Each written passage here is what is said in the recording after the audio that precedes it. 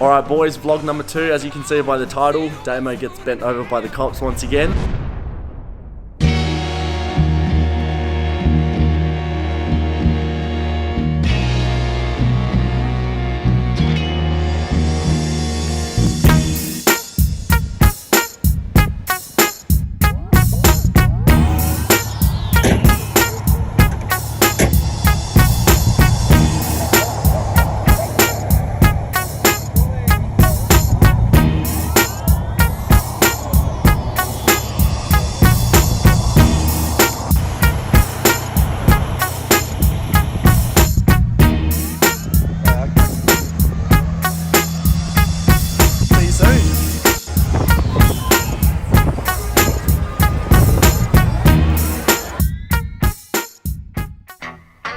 Alright, so in today's video I'm going to be talking about what happened with the car, what happened with me and the police, why the car is off the road right now, and for a long time I wanted to keep this as a secret, what my biggest dream and what the biggest plan behind building this car was, but figured let's just explain it in this video so we can document it, you know, so people don't keep asking me what's going on with the car, because it's going to be a bit of a long journey before we do get it back on the road. So I guess we'll get into what really happened with me and the police. So again, it was, James, you gotta, there we go. Yeah, it was summer. Dean and I went to the beach and we're like, you know what, let's go to another beach and get some ice creams. So we start driving the car down, and as you can see in my last video, I did say that the car was never finished properly, had a lot of things missing.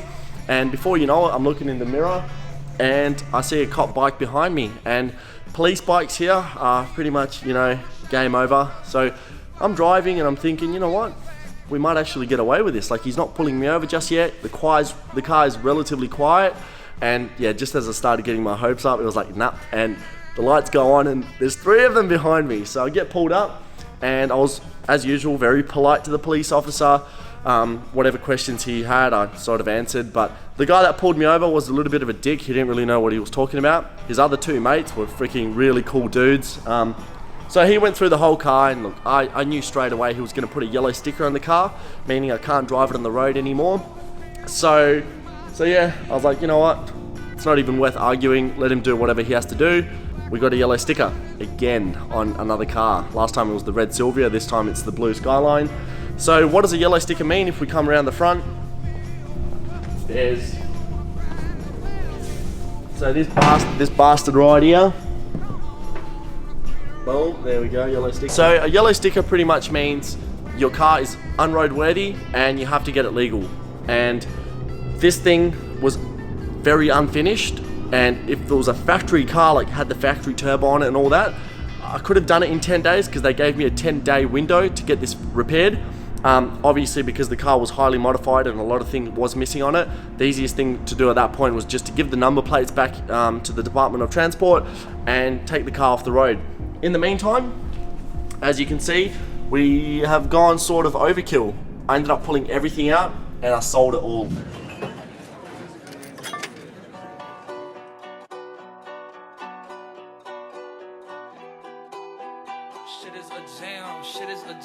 I can tell who's on the way out. 25 show, check the payout. I ain't going home, I'ma stay out. Motherfuckers hate you when they looking for a way out. I just sit back and let it play out. Yeah, she gon' let me hit it any day now. What you gonna say now? Have my ex-girl got a bait now, but she still let me stay now. I got a Dallas and a H-Town boo. Got a baddie out in Cape Town too. Whole gang eating steakhouse food. Get the check, I ain't checking what it came out to. It's a fresh build. We've got nothing. We don't have the engine, we don't have a gearbox, we don't have anything except the shell really.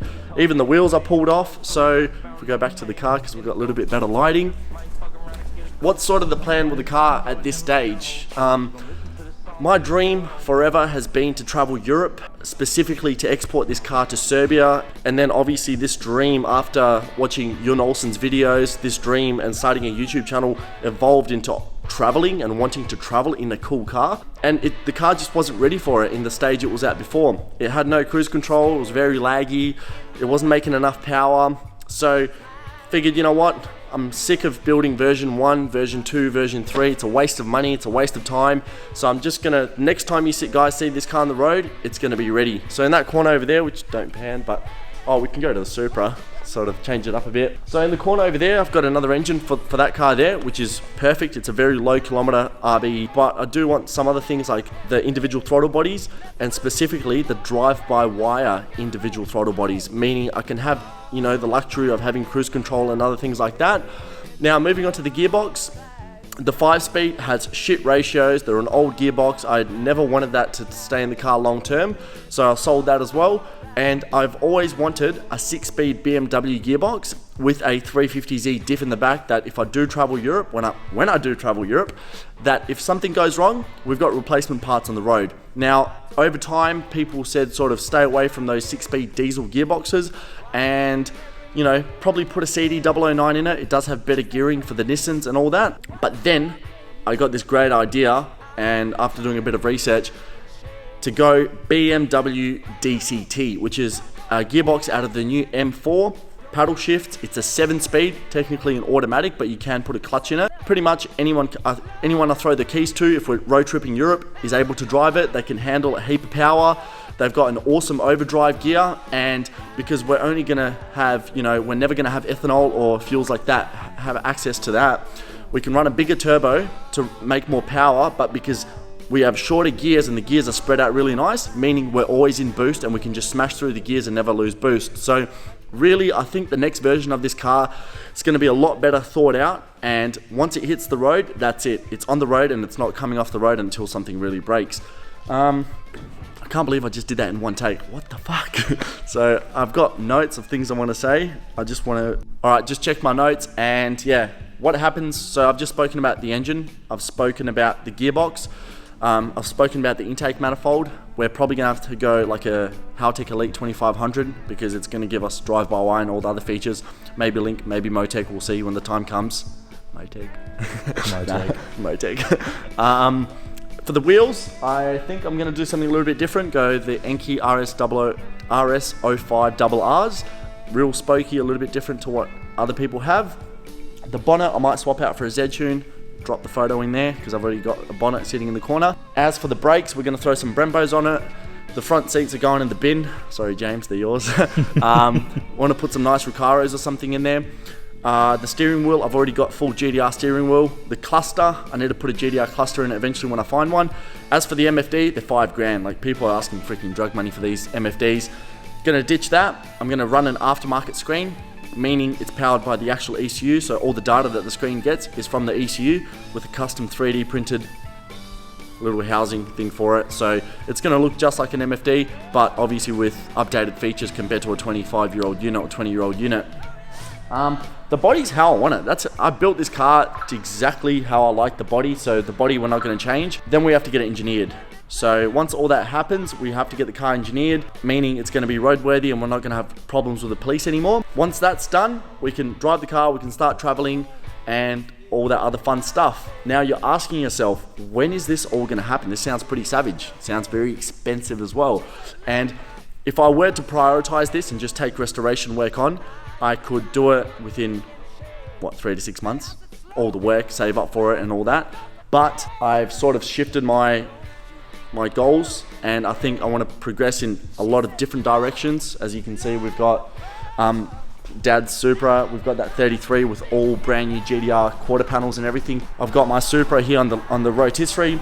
So doing this allows me to do many different things at once. I am able to restore cars to grow my portfolio for my restoration business. At the same time, I am making YouTube content, so that allows me to do that. And we've all seen what's been happening with these prices of these cars. They're going right through the roof. Now, I can restore a car to make it a full, complete interior and rolling shell for not a lot of money. It's just a matter of time and buying the materials. I've already got the interior to complete this car pretty much, got the interior to complete that car, and I've got an R32 GDR that I've bought so many parts over the last couple of months that I've pretty much got enough parts to make that a perfect rolling shell once again.